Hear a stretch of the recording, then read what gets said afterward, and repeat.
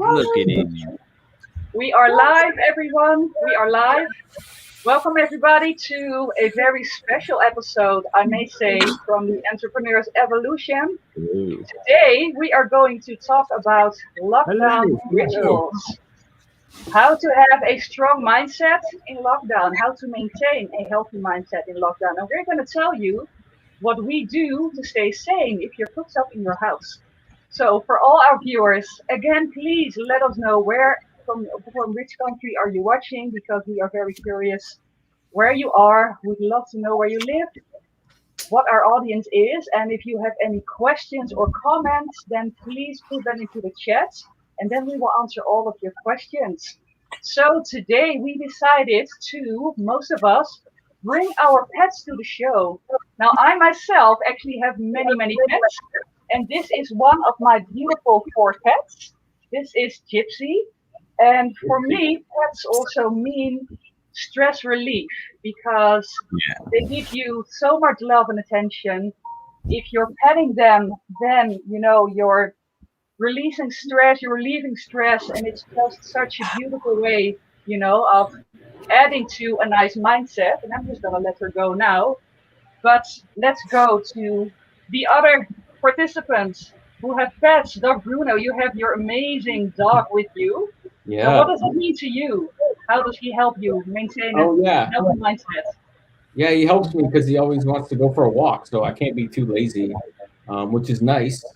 And even being locked inside, and I live in cold weather right now, I still get outside, which is really important. It's not a lot of sunlight, but we make sure we get out there. And if not, he yells at me and bothers the crap out of me. So I'm like, well, I got to do it. So he gives you that accountability a little bit. And he's just so sweet, too. And we have another dog with us. Adrian, tell us, what does your dog mean for you? His name is Fletcher. Say hello, Fletcher. Hey, Fletcher. Yeah. You might have seen him in some of my workout videos. He just sits there and chills and doesn't really say much or do much. It's generally when we've been for a good walk. But, I think just having a pet, something to focus on other than yourself, because sometimes if you don't have like a career or work or a hobby or something that you really enjoy, then you can get caught up in your own mind. And when you think about yourself too much, it starts to bring you down and you can become quite depressed, which I've been there myself, right? When you think about yourself too much. But when you think about something else and you get out and take them for a walk, something so simple, you feel automatically just feel better. And it's just those simple things in life that are often the best. Don't you think, Fletch? Here, Grace. Yeah. Absolutely. And now Rena and I talk a lot, right? Also during the week. And then normally I hear her cat Polly in the background talking to me and making noises. So I would love to have Polly on the screen if she can join us. If not, if she has ran away. But what does Polly mean to you, Rena? That's a great question. Well, hello, everyone. It's actually 6:11 in Western Australia, so Polly's outside in the fresh air. But what Polly means to me is she has the wonderful ability to communicate quite a bit in her own language, which means that it opens up my communication, because I have to actually acknowledge her and actually respond back to her, obviously in human language. But it just enhances my communication and makes me realise that I really got to factor someone else into my life while I'm doing my work, or I've got my structured day in place and in play. I've actually got to be mindful of her as well. So although I'm working from home and it's very structured, I also have got to give that time to her, and I've got to make that time during my day to actually take the time to acknowledge that she's there, number one, and acknowledge that she actually needs attention from me. So, it's quite often in life we don't give time to our loved ones because we're so busy and caught up in what we're doing. But it's really helped me realise the importance of the other people in my life and giving them time. So that's really what it's done for me. It's made me think about those loved ones in my life and how I need to actually contribute more and give them more of my time rather than thinking about what's in my day, what I have to achieve. I've really got to be more holistic and more loving and kinder. Kindness. Absolutely, absolutely. Well, I think, in my opinion, people who love animals, I just love those kinds of people, right? Because it means that they care about something other than themselves, and yeah, it just says a lot about someone, don't you think, Chase? What's your opinion about that? I agree. I don't feel like people are weird if they don't like dogs. Can't be friends with you if you don't like dogs. Sorry. Thank God I have a dog and you're my friend. I know. I like cats too, though. I'm a big fan of cats. So I think whatever floats your boat. If you like a chinchilla, great. If you want a snake, great. If you want a giraffe, whatever makes you happy. Yeah, That's, you know what I mean. So I agree. I think it's a good trait to have, being an animal lover. You know. But yeah, I don't mind my pit bull sleeping, so I don't have anything to show at the current moment. Okay, maybe next time, maybe next time. And so I posted a question in the comments also for our viewers, but I would like to ask you too. In this lockdown, as many of us are, how do you guys maintain a healthy mindset? What kind of things do you do in your house, to keep it a sane place? If you're all together in the house during the whole day, what do you do, to keep the healthy mindset, to keep the atmosphere nice? What are your tips? Bruno, you want to Would go? you like to Yeah. comment? Yeah, I would say so. Number one for me is just controlling really what goes into my ears. I don't. Yeah. Most people, I think, we go towards the negative and what's going wrong or what isn't right. So making sure that I'm putting positive things, whether it's podcasts that I enjoy, whether it's trainings or things like that. If I'm, doing anything, if I'm cooking or working out or anything like that, just making sure I have that type of positive reinforcement is super important for me. How about for you, Adrian? Dude, I'm the same as well. I think you control the controllables. When it comes to like staying positive, I think your daily habits affect that. So like what time you go to bed, what time you get up, what you do when you get up, how you start your day. Are you starting the day? Are you controlling the day, or is the day controlling you? All those little things add up.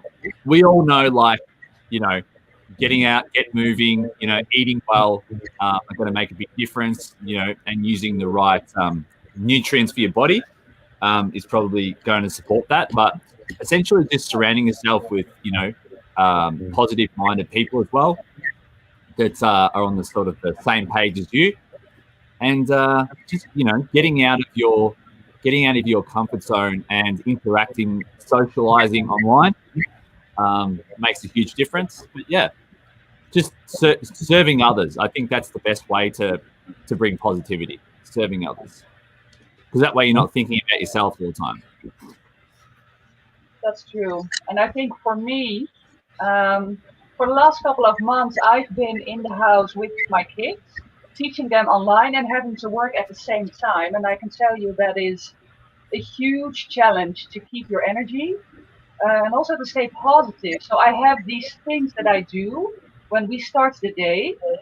We prepare everything in advance. Everything is already set, their laptops, their schoolwork, my laptop, my work stuff is already there. We have breakfast together. And then I put on this calming music in the house because I think that will add for us to have a relaxing atmosphere. And if everything is something working against us, maybe the technology, you just get less stressed, and it makes you feel more relaxed, more comfortable. So this is something that I do. And also during the day, as Bruno said, and as Adrian also said, I make them go have a walk with me and my kids and our little dog. We have a 30-minute walk at the middle of the day. Sadly, they don't always want to come by themselves. So sometimes I have to tell them, give me your phone. or give me your phone if you're not going to walk with me. Then they come with me, but then we have this little walk of 30 minutes, and that just gives your brain a break from the screen, a break from the work, a break from the schoolwork. You're having fresh air outside, you're walking in nature, and that really helps me to then be again energized to start, your afternoon. And obviously the nutrition is very important, drinking enough water, I think is key. Obviously, many of us also use this wonderful product, the balance oil, that helps us also to keep our energy, better moods, and better sleep. So we are energized and well rested. And again, combine this with good habits, and I think that's key to maintain a healthy mindset. Chase, do you have some comments? How do you keep your healthy mindset? Yeah, I mean, for me, I think it's all about the morning routine and, whatever you're doing, having a consistent schedule. That was like a big struggle for me for a long time. But, I'm normally don't go out that much anyway. So being on lockdown, I work from home anyway. Isn't that big of a deal for me. So I've kind of already learned how to deal with that part. But I think that, definitely being able to take a step back and do some sort of mindfulness, whether that's meditation or yoga or, whatever they call it, Tai Chi, whatever it is, whatever floats your boat. I think, just doing something, even if it's just walking. I walk twice a day for like 30, 45 minutes and then work out, in the morning. And if I try to do everything that I need to do for myself before I talk to any other humans in the morning, because once you start opening those emails and talking to other people and whatever, then basically, you're not gonna go back to taking care of the stuff that you need to do for yourself most of the time. And that's where a lot of people get stuck, is they're just on that, that wheel, the hamster wheel, and they're going to work and come home, eat, go to sleep, and there's no time for themselves. And I think it's really important to just make sure you kind of build that into your schedule, and that way it's a non-negotiable, because if you're not taking care of yourself, that's just going to really affect everything else negatively as well, and then it's just going to make everything more difficult. So that's my 2 cents. Definitely. We have a comment from someone in the audience. Verda is saying, don't anybody ever eat after 4 o'clock of the afternoon? Not good eating around 5 or 6 or 7 o'clock at night for your body. What's your comment on that? Who would like to comment, Adrian or Bruno? What's your take on that? Bruno?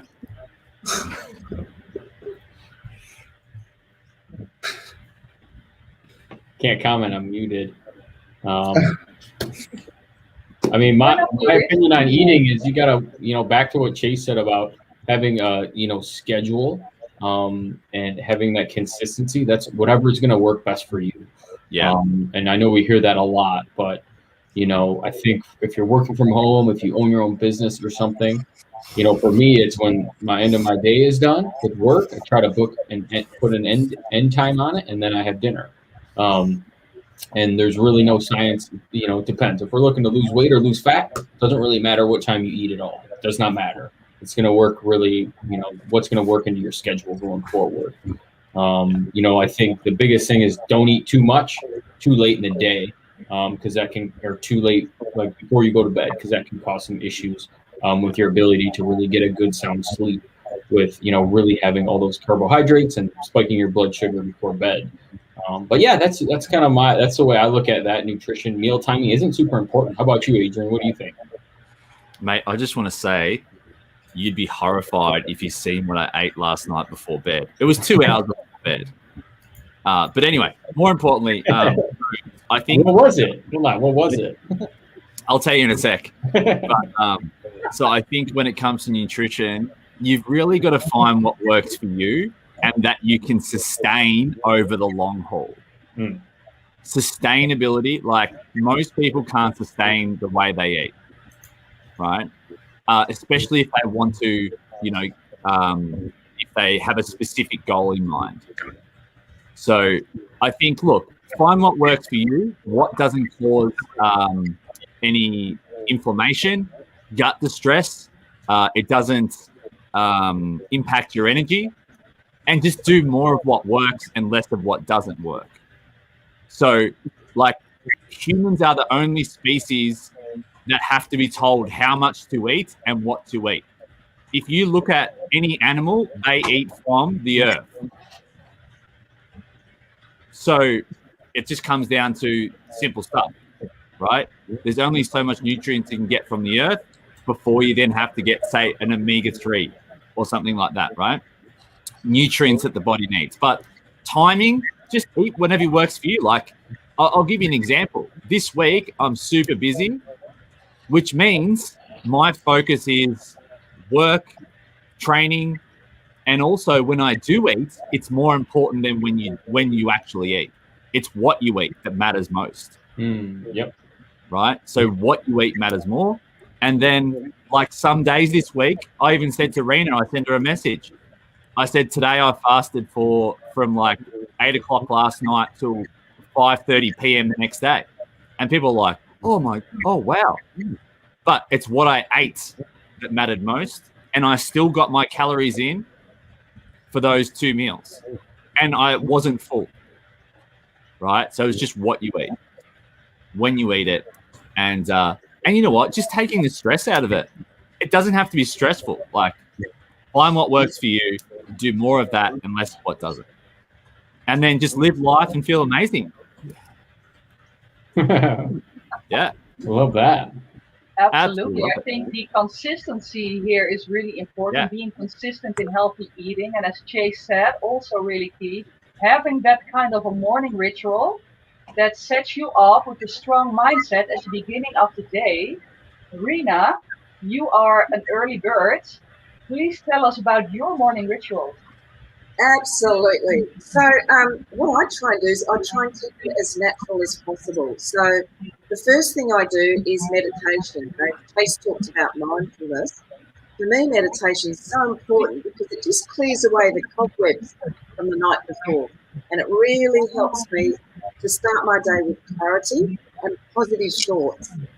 The other key thing is that, we come out of lockdown. Our lockdown was for 1 week in Western Australia. What I tried to do is make sure that my laptop was in the natural light. So during the day, because we were restricted to 1 hour of exercise, I took my laptop out, where there was natural light, and I worked there.